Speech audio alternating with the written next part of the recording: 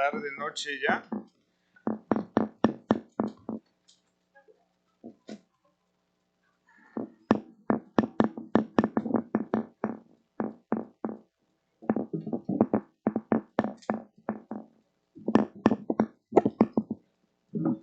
Es que es aquí. Vamos a ver. Tenemos que darle vueltica.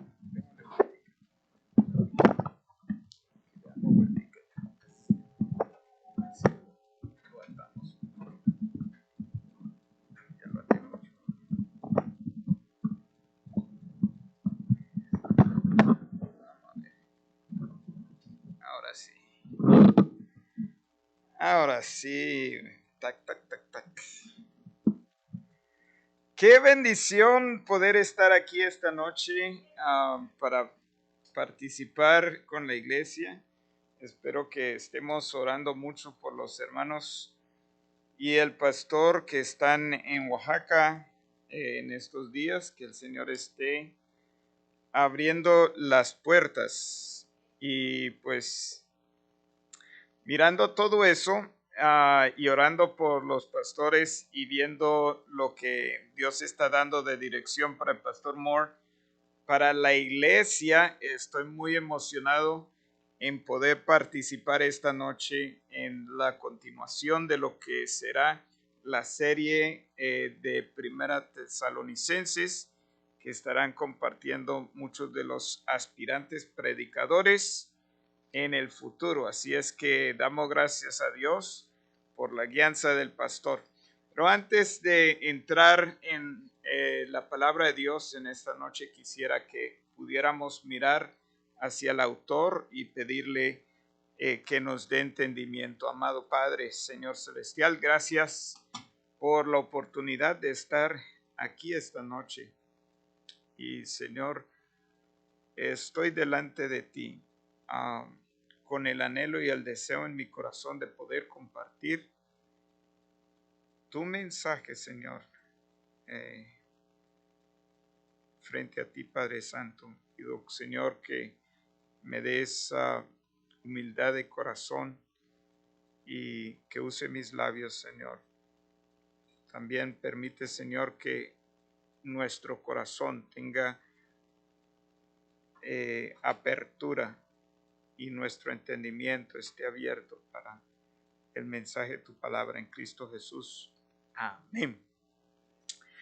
Bien, Primera Tesalonicenses, el domingo, si no estoy mal, el pastor Oscar Félix abrió lo que es la serie en Primera Tesalonicenses.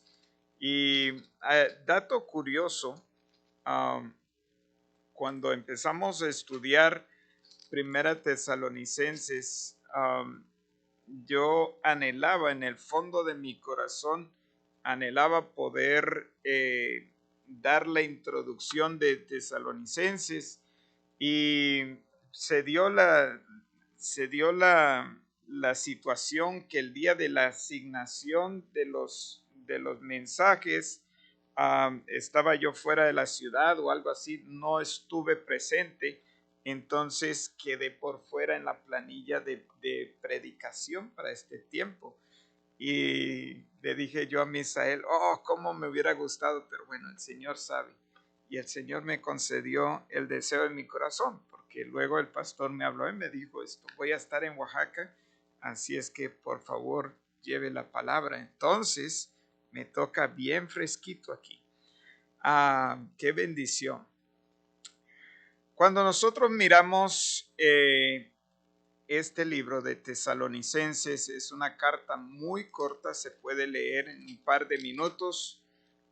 Son 2 hojas, 5 capítulos, pero es una epístola, es una carta que trae mucha bendición, trae mucho de qué aprender. Y prácticamente lo importante que nosotros podemos observar de la epístola a los tesalonicenses es que es una epístola que se le entrega, el apóstol Pablo lo está entregando no solamente a una persona en particular, sino como dice allí en el versículo 1, Pablo lo está entregando a la iglesia de los tesalonicenses, hablando en plural, está entregando esto a un grupo de hermanos que es la iglesia. Pero es interesante, dice, es la iglesia que está en Dios Padre y es la iglesia que está en el Señor Jesucristo. Entonces, esta no es cualquier carta, es una muy especial. Está entregado a una ciudad o un grupo de hermanos en una ciudad bastante interesante. Se dice más o menos que para aquel entonces la ciudad de Tesalónica era una ciudad portuaria y tenía más o menos como 200,000 habitantes. Para el tiempo, para este tiempo es bastante grande, porque imagínense pues todo el agua que necesitarían, los alimentos, todo para mantener una ciudad de ese tamaño. 200,000 habitantes, si no me equivoco, es un poco más que todos los habitantes del Valle Imperial. Creo que estamos como en 175,000, 180,000 habitantes. Entonces, imagínese usted todo el Valle Imperial uniéndolo a una ciudad, ¿sí? Una ciudad y portuaria, había mucho movimiento, habían muchas cosas que estaban sucediendo allí. Y es interesante que cuando el apóstol llega, él llega con ganas de compartir el evangelio de Dios y según está registrado en el libro de los Hechos, posiblemente no tuvo más que casi un mes antes que tuvo que salir huyendo por su vida de ese lugar. Los hermanos que habían llegado a conocer a Cristo para ese entonces vieron que era muy peligroso para que él estuviera allí y lo trasladaron rápidamente hacia Berea. En Berea, el apóstol entonces dice algo bien interesante. Dice, los de Berea eran más nobles. Está registrado allí en el libro de Hechos 17, si no estoy mal. Voy a mirarlo aquí para solamente verificar que estoy bien en mis capítulos, pero nos dice ahí exactamente en el 17, nos dice el versículo 11, estos eran más nobles que los de Tesalónica. Las personas de Berea. El apóstol Pablo los analiza y los ve y dice, oye, son más nobles, y son más nobles porque él dice, son nobles porque son personas que al escuchar y recibir la palabra de Dios, no solamente se quedan diciendo, oh, qué bonita palabra, sino que regresan a estudiar y verificar si la palabra que se les compartió era correcta o no. Y esto es algo que es bastante importante, que nosotros necesitamos quizá tener como cultura de creyentes en la fe en Cristo Jesús. Sería bueno que cuando estamos compartiendo estos libros, y estos mensajes libro por libro, sería bueno tener un cuaderno o una hoja para ir anotando algunos de los textos o algunas de las cosas y verificar cómo hacían los hermanos en Berea. Verificar si es verdad la palabra que se le está entregando. ¿Por qué razón? Porque justo el apóstol Pablo, cuando está hablando y despidiéndose de los hermanos en Éfeso, al despedirse, él en ese viaje misionero, él dice básicamente que van a venir a introducirse en sus congregaciones, y dice, y ya están lobos empijamados en pijama de oveja, y son personas que van a introducirse a tratar de destruir la iglesia, a tratar de dividir la iglesia. Y qué importante entonces es que nosotros podamos estar pero muy alerta a esta situación.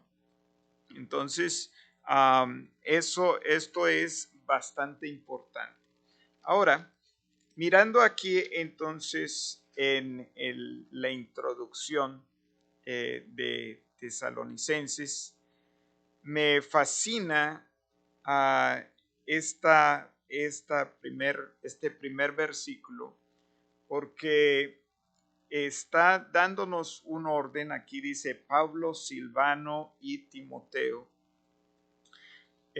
Mirando un poco acerca de Silvano, o de dónde sale Silvano, es muy probable que este es el mismo a quien se llamaba Silas. ¿Ok?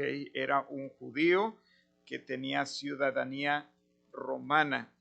Y Silas fue uno de los que se encontró en el concilio de Jerusalén y fue asignado de parte de los hermanos ahí del concilio para que llevara la carta hacia Antioquía y compartiera y animara a los hermanos para que entendieran lo que era lo que Dios esperaba de parte de los creyentes, y que no tuvieran que perturbarse en tratar de ser convertidos en judíos.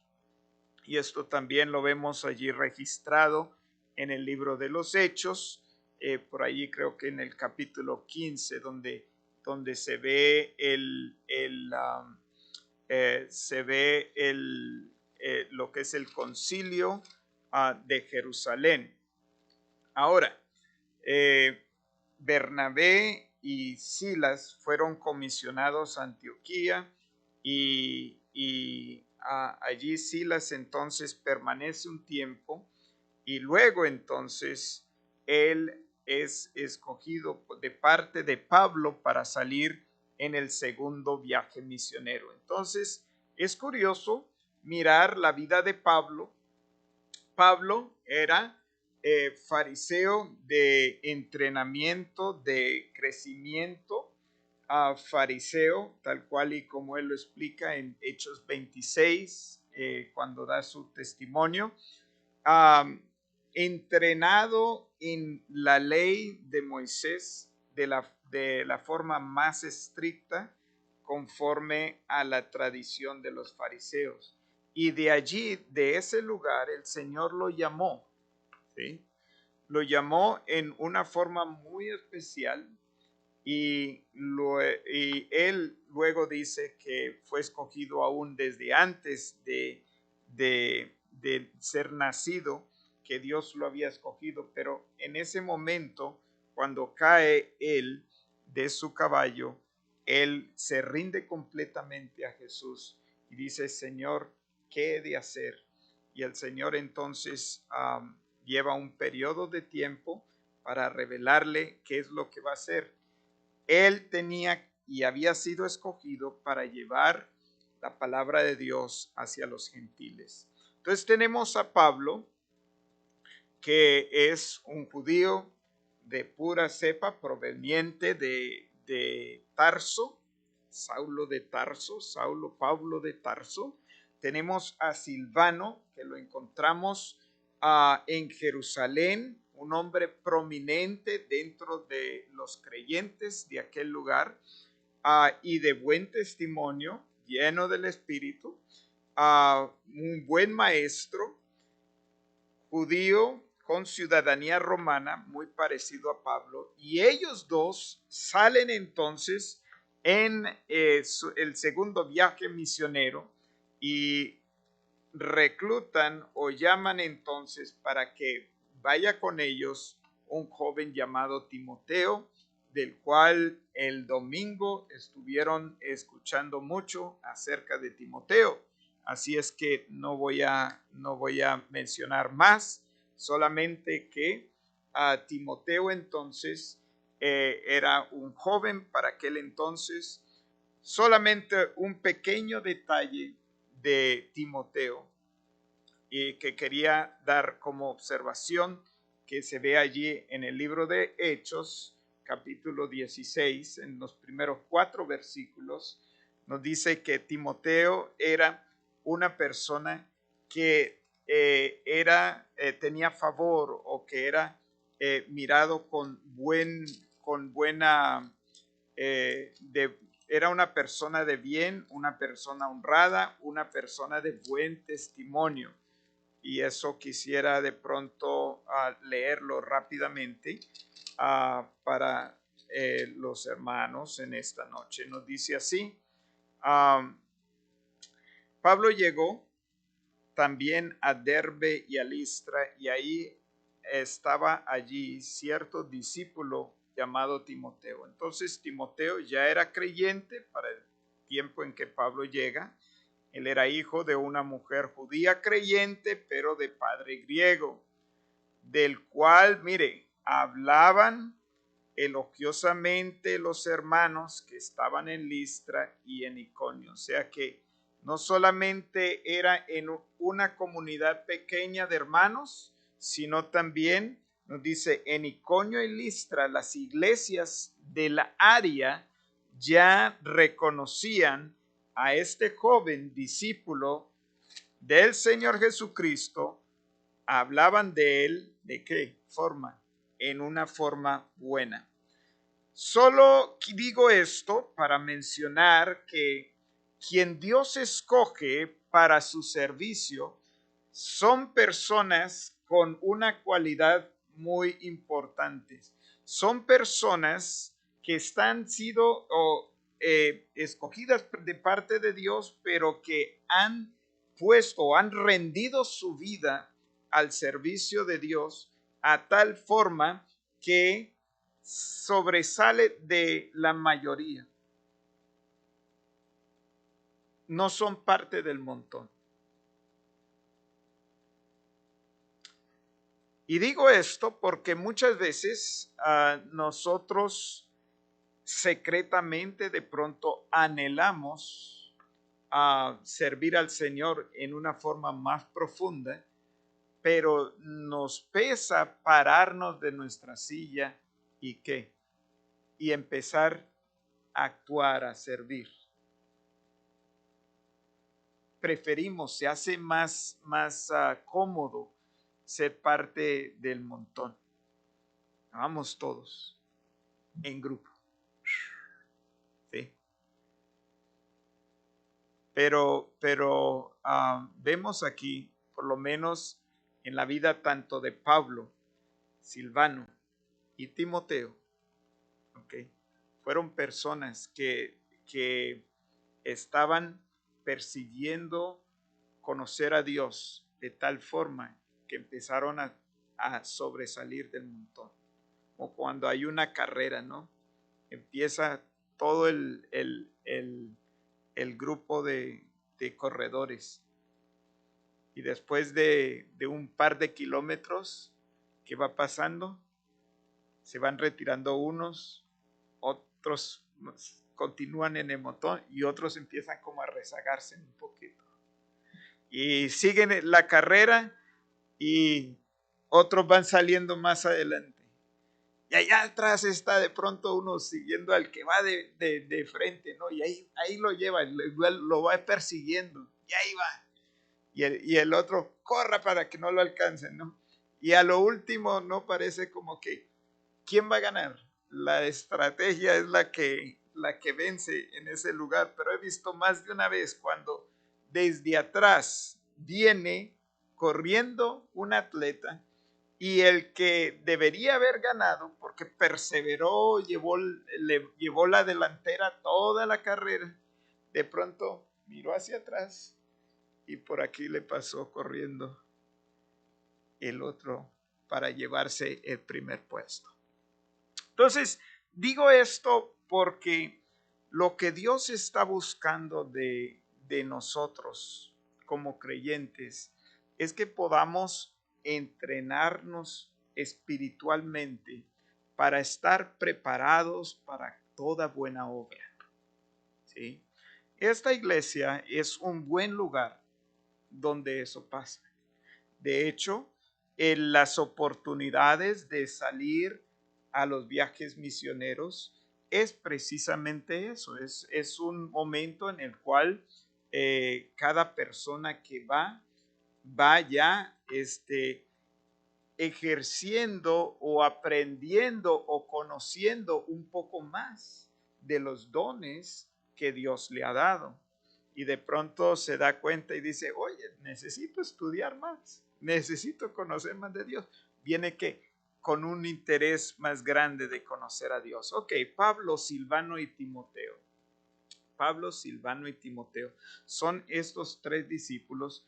Otra cosita de detallar es, tenemos a Pablo y Silvano como el equipo inicial de ese viaje misionero. Y ahora dice, y Timoteo fue quien fue añadido allí para continuar siendo entrenado y luego sirviendo a Pablo de una forma muy eficaz y muy eficiente. Y eso lo podemos observar en otras escrituras. O sea que Pablo iba a, no solamente él compartía de Dios, pero también estaba buscando compartir o entrenar a otras personas. ¿Qué me quiere decir eso? Es que tú también necesitas tratar de encontrar un Pablo y un Timoteo. Y este proceso es lo que se llama discipulado. ¿Ok? Entonces es algo muy importante. A la iglesia de los tesalonicenses. Ahora, cuando vemos la palabra iglesia allí, la palabra iglesia es eclesia o ecleo, eclesia, significa a los llamados fuera de. En el caso de Tesalónica, Tesalónica era una ciudad muy progresista, era una ciudad que, bueno, tenía mucha influencia griega, romana, mucho comercio, y de allí el Señor está queriendo llamar a personas a algo especial, a algo especial. Mira los que Dios empieza a llamar. Sí, le invito para que vamos allí al libro de los Hechos, capítulo 17, el versículo 4 de Hechos. Podemos mirar un poco este llamamiento de la iglesia de Dios.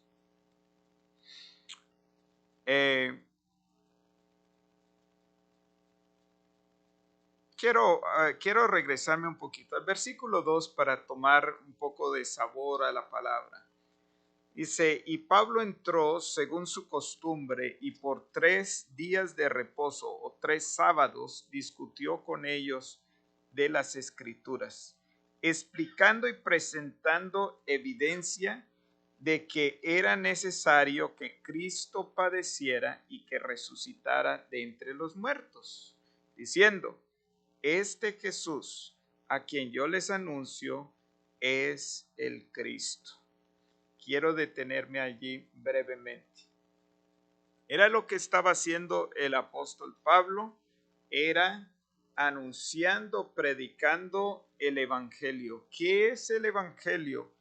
Nuevamente, aquí lo vemos expresado en una forma narrativa. 1 Corintios capítulo 15, los primeros 7 versículos, podemos ver esa misma escritura y el mismo tema.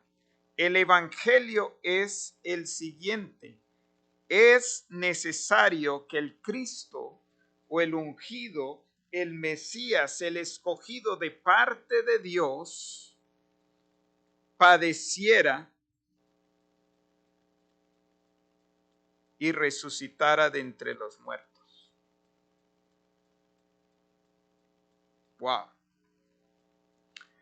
Esto era una bomba, porque en la mente de los judíos, ellos aún hasta el día de hoy están esperando a una persona que llegue a liberarlos de toda la opresión y de todas las dificultades que padecen, tanto culturales, sociales y políticas. Puesto que eso es lo que el Antiguo Testamento viene presentando. Pero Pablo les venía explicando a través de las Escrituras que esa interpretación que tenían ellos durante todos esos años como judíos, escudriñando y leyendo la palabra de Dios, no habían entendido lo que Cristo necesitaba hacer. Aún hasta el día de hoy se llama uno de los capítulos escondidos dentro del judaísmo, y es Isaías 53. Al leer Isaías 53, nos damos cuenta que básicamente está dando una radiografía de quién es Jesús. Herido fue por nuestras rebeliones, molido por nuestros pecados, ¿sí? Despreciado por los hombres, ¿sí? Tremendo mensaje, y aún hasta el día de hoy, ese pasaje de Isaías 53. Isaías, uno de los profetas más queridos y venerados por los judíos, y ese pasaje sigue velado ante los ojos de los judíos. Y entonces nos dice: este Jesús a quien yo les anuncio es el Cristo, es el Mesías. Este Jesús es el que tanto anhelamos, el que tanto esperamos. Él es.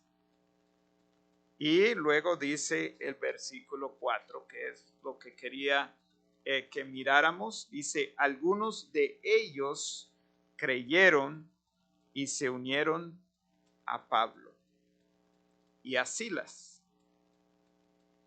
Algunos de ellos creyeron y se unieron a Pablo y a Silas. Pero observe usted, junto con una gran multitud de ¿qué? Griegos, gracias. O sea que no solamente la palabra estaba llegando hacia los judíos, sino que se le estaba dando apertura. Y aquí en Tesalónica, una ciudad altamente culturalmente griega, ¿ok? Ellos estaban entendiendo, dice, eran temerosos de Dios, y muchas de las mujeres principales.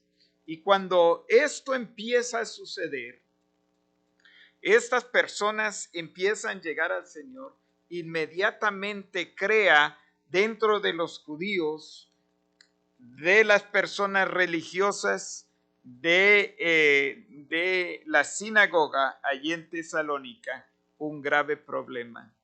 Ahora están escuchando y siguiendo a este que llegó nada más. Y nosotros que hemos estado por tantos años aquí cuidando de la sinagoga, ya no nos quieren escuchar.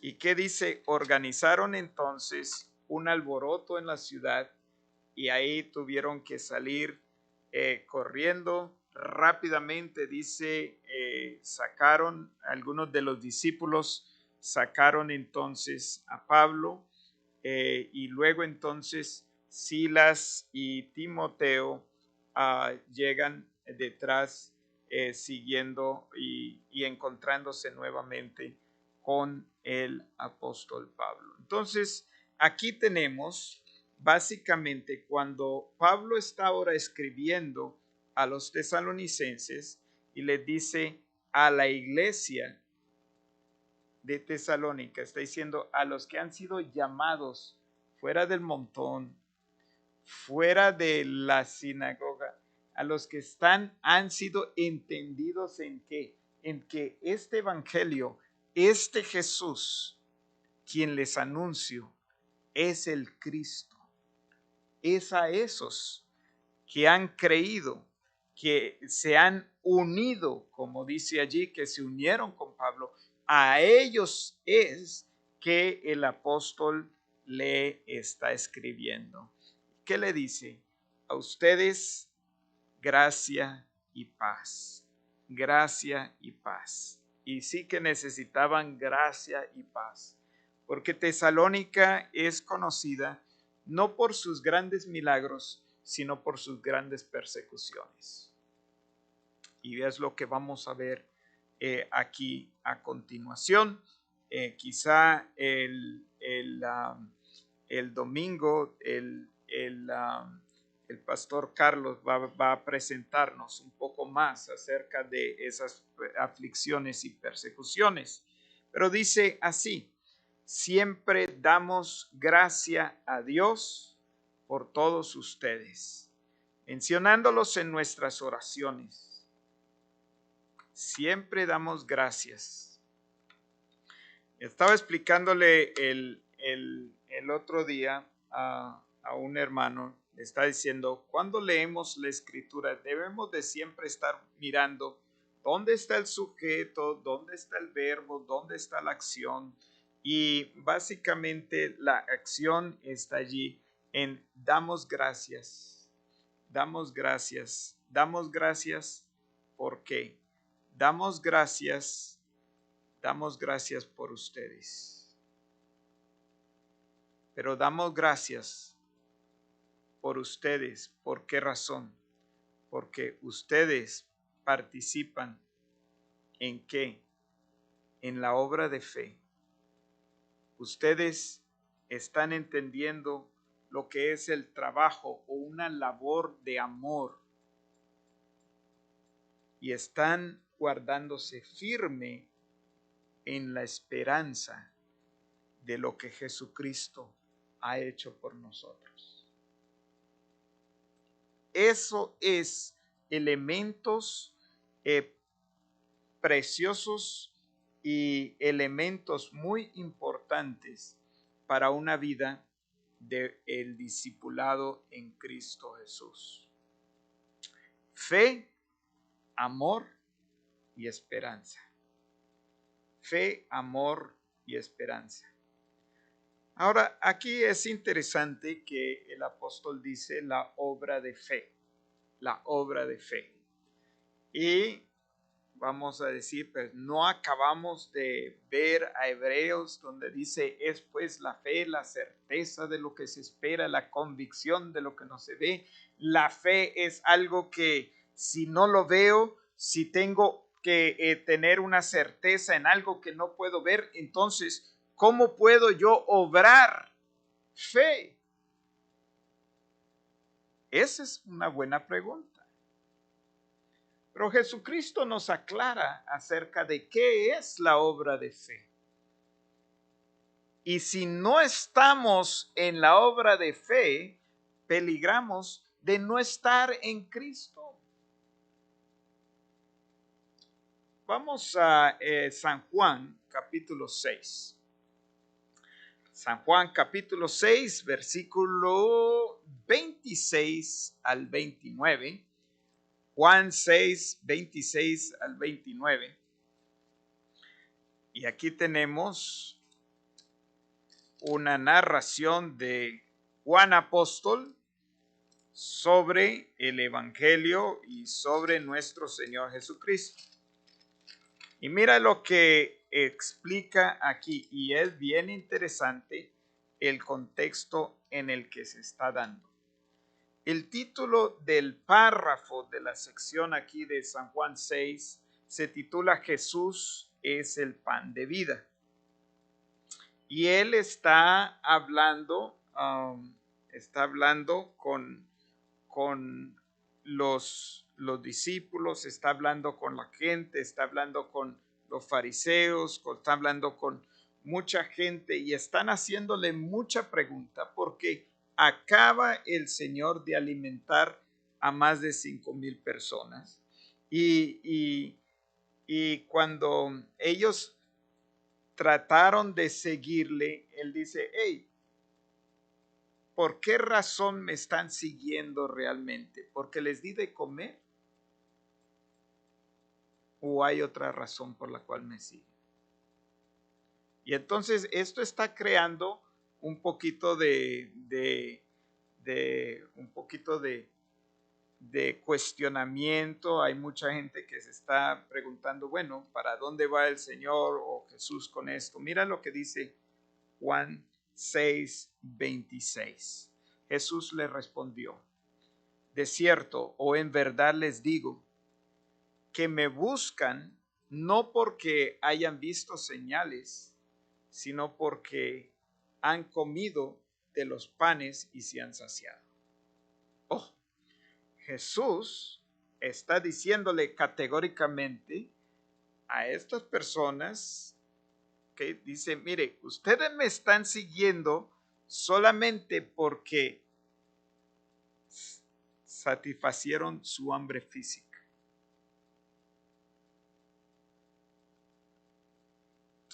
Trabajen no por el alimento que perece, sino por el alimento que permanece para vida eterna, la cual el Hijo del Hombre les dará, porque Él es quien el Padre Dios ha marcado con su sello. Qué precioso. Y entonces le preguntaron, ¿qué debemos de hacer para poner en práctica las obras de Dios? El Señor les acaba de decir, mire, trabajen para alimentarse o para permanecer, para el alimento para vida eterna. Y ellos preguntan, bueno, entonces, ¿qué debemos de hacer para poner en práctica las obras de Dios? Jesús le respondió, 29, esta es la obra de Dios. Aquí es, que crean en el que Él ha enviado. Ok. Entonces, cuando el apóstol se refiere a la obra de fe, ok, es lo mismo que Jesús está diciendo aquí. La obra de fe es que tú y yo creamos en Cristo Jesús. Wow. Que creamos en Cristo Jesús. Esa es la obra de fe. Y hay muchas cosas que quisiera decirle, pero por falta de tiempo no lo vamos a poder hacer. Pero es que la mayoría de nosotros que hemos sido criados en este continente, ¿ok? Algo hemos escuchado acerca de Cristo o de Jesús, pero la mayoría de nosotros no tenemos un concepto correcto de Jesús, de la palabra. ¿Okay? Yo fui criado en Colombia. En Colombia es un país que es sumamente religioso y hay 46 Cristos patronos del país. Por eso le digo, es muy fácil pensar, conocer de Cristo y de Jesús, pero no tener el Jesús de la Biblia. Y entonces Jesús mismo nos está diciendo, la obra de Dios es esta, que creáis en ¿quién? En el que Él ha enviado, en el que Dios Padre ha enviado, el Jesús de la Biblia. Tenemos que regresar a la palabra de Dios para aprender a conocerle. Ahí tenemos la obra de fe, el trabajo del amor. ¿Cuál es ese trabajo de amor? Bueno, el trabajo de amor es, nuevamente, es otra labor y es esa labor, ok, es bien interesante porque generalmente y culturalmente amor es cuando yo digo, me amas y quiero recibir un apapacho, quiero recibir un beso, ¿sí? Quiero recibir. Pero el verdadero amor no es el que está recibiendo. El verdadero amor es entregar. Dice Jesús, mayor amor no hay más que este, que uno dé su vida por su amigo. Wow. Trabajo de amor. Eso sí que es bien trabajoso. ¿Ok? Bien trabajoso. Pero aquí estamos viendo al apóstol dándonos algo muy precioso porque está diciendo, mire, en nosotros estamos orando por ustedes, estamos mencionándolos en nuestras oraciones y teniendo presente, ok, que es Dios Padre el que está produciendo esta obra de fe, el que está haciendo este trabajo de amor y que ustedes están teniendo que firmeza de su esperanza en nuestro Señor Jesucristo. Y luego entonces dice, sabemos, hermanos amados de Dios, que han sido elegidos. Y han sido elegidos y lo sabemos porque nuestro evangelio no solamente ha venido en palabras, sino ha llegado en el poder, y en el Espíritu Santo, trayendo plena convicción. Y luego dice, trayendo plena convicción, tal como saben la clase de personas,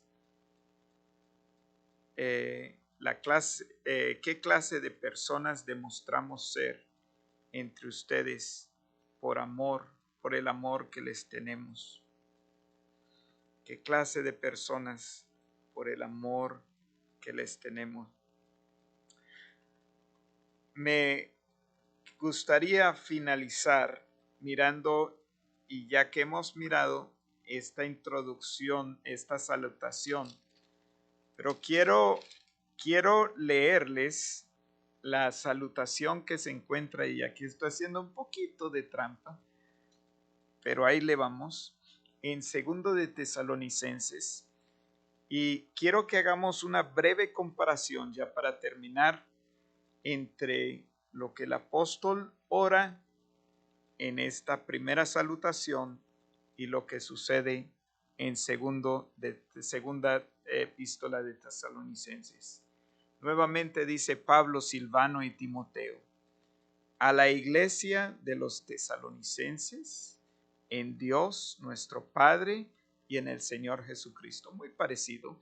Gracia a ustedes y paz de parte de Dios el Padre y del Señor Jesucristo. Y ahí está dando un poquito más la gracia y paz que provienen ya no solamente como una salutación apostólica, como se ve en 1 Tesalonicenses, sino está diciendo esta gracia y paz fluye de parte del cielo, de parte de Dios Padre y de nuestro Señor Jesucristo.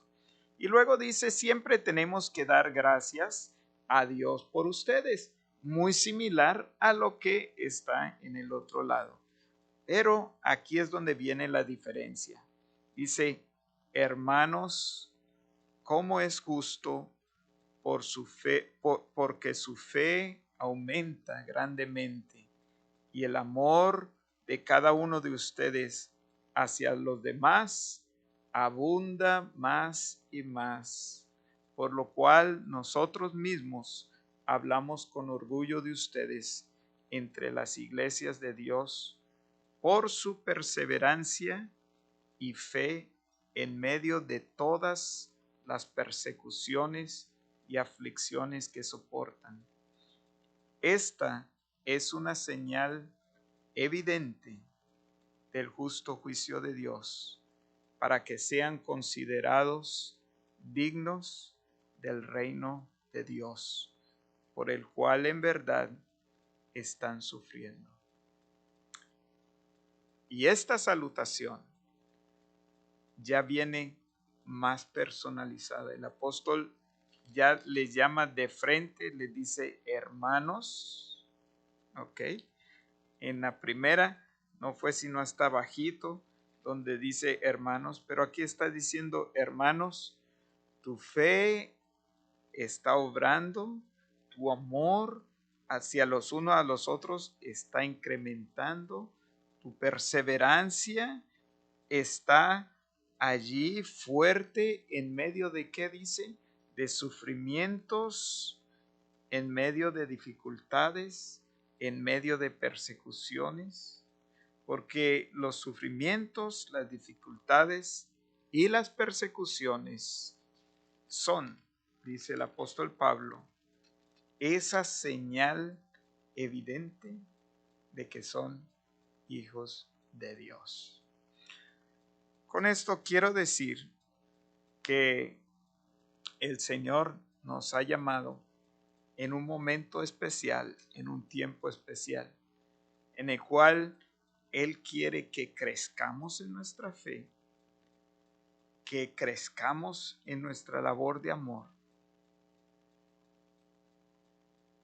aún sabiendo que cuando más crecemos en estas áreas, van a venir persecuciones y tribulaciones.